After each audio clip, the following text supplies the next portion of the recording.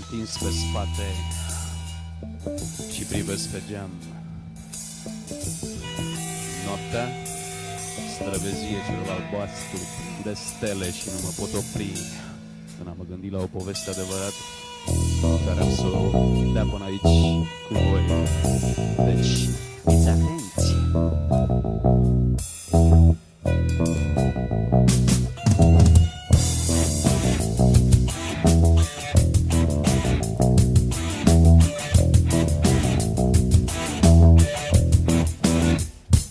Ascultă!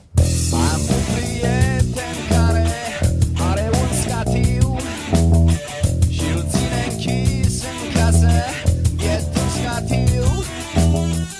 În ochii lui e cerul și sarea fără nori. L-aud cum plânge, plânge în sine, în toate mă dor.